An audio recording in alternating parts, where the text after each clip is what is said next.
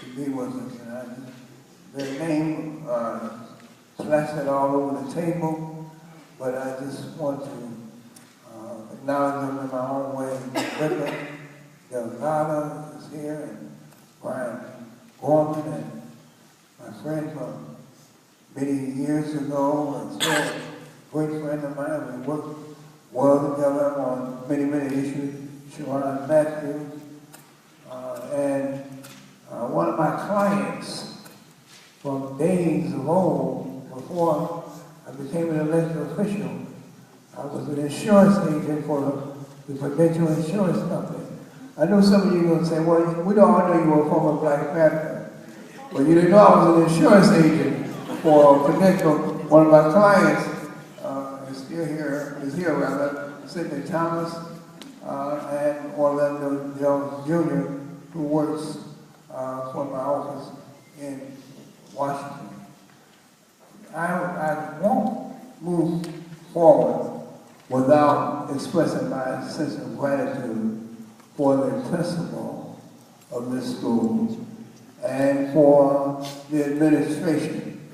This is a wonderful, wonderful building. I can't think of a better place to be on an early Saturday morning than being in such wonderful, beautiful, and comfortable environment. So I want to thank Mr. Randy Fortin, who is the principal of the Central Middle School, Mr. Brett Pignatella, who's the assistant principal, Nick, I don't know if Nick's here, from the engineering staff, and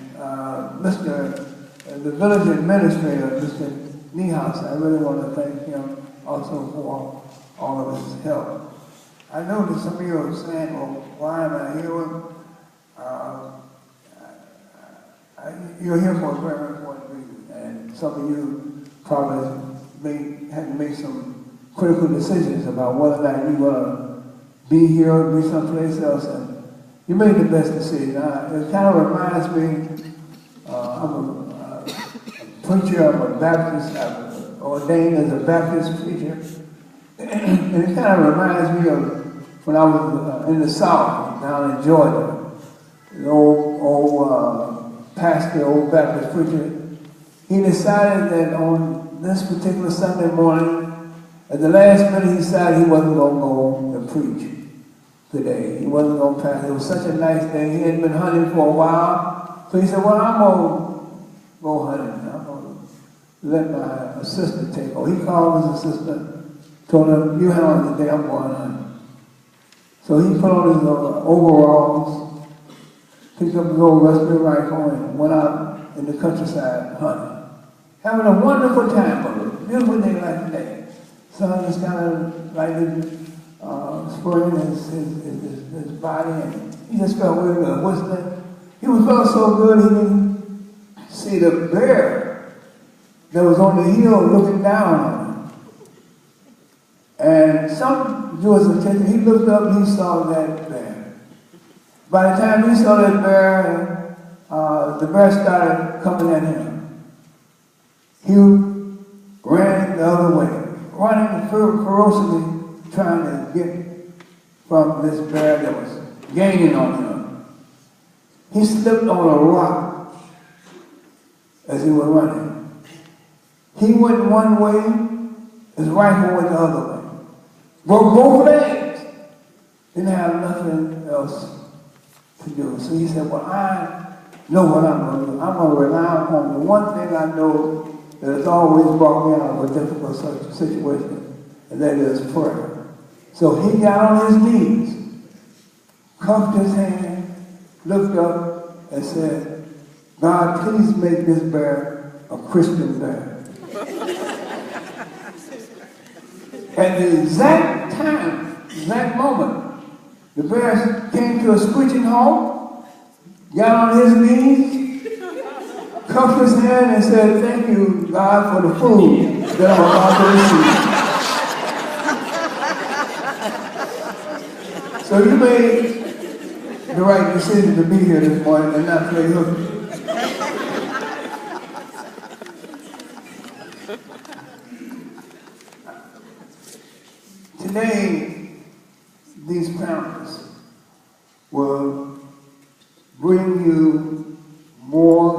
to knowledge, real knowledge that you can use about the Affordable Care Act. You want to know about the Affordable Care Act because it will impact your life. There's no other way around it. It will impact your life, the life of you and your family.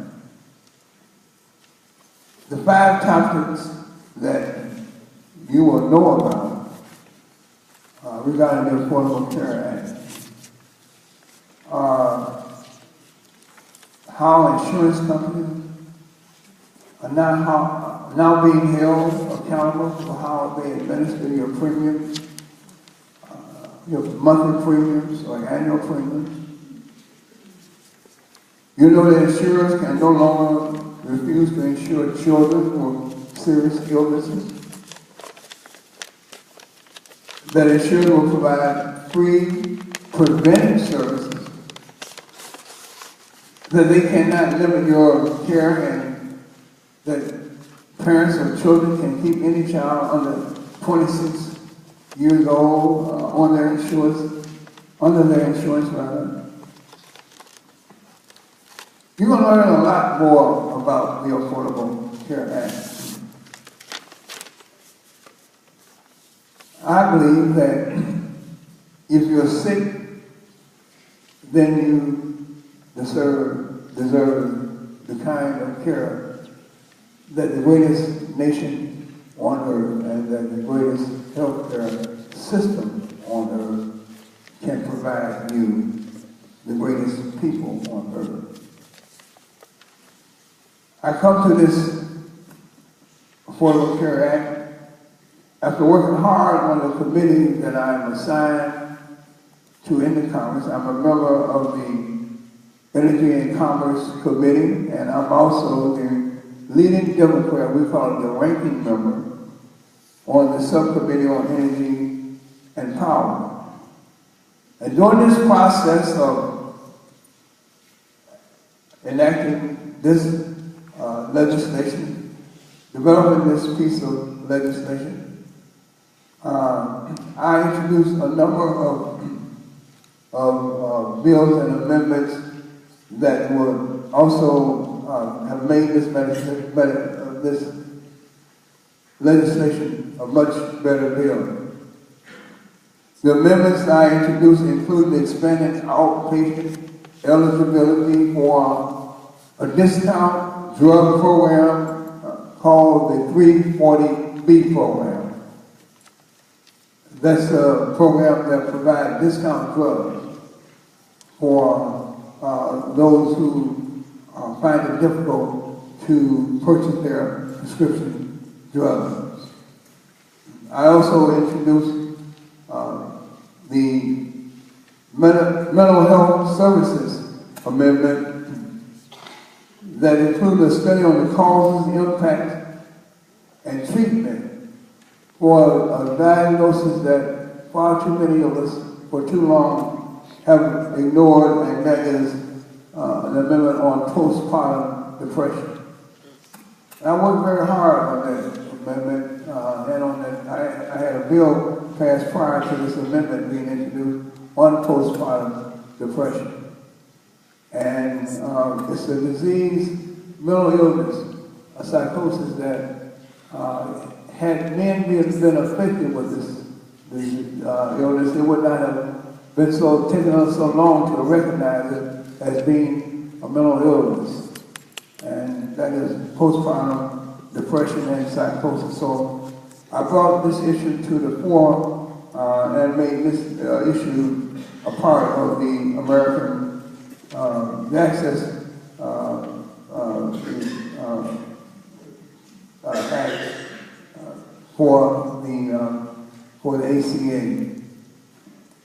And lastly, I introduced an amendment to authorize trauma center grants for struggling areas and new construction in urban areas that encounter high incidences of violent crime. We've got about 4 or 5 months, 6 months,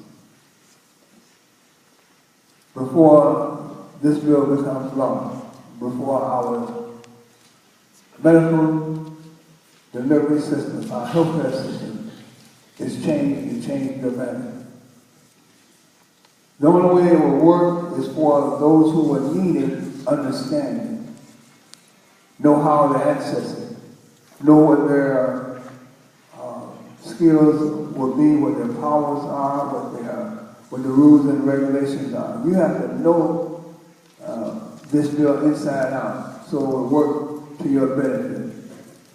To be armed is to be informed. And so we want to make sure that you are informed, and so that you are empowered, and so that you are armed to make sure that you get access to health care under the new Affordable Care Act.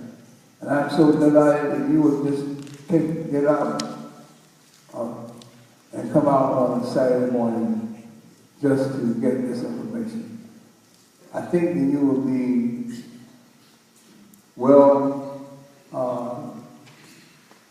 that you will really get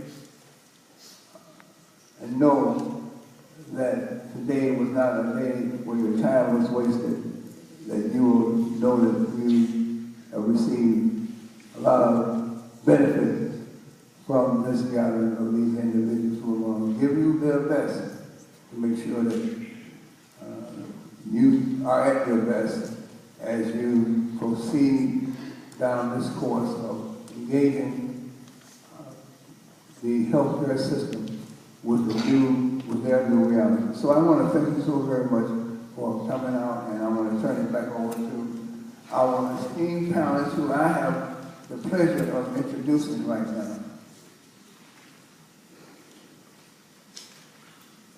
Luana Peters is someone who I have so much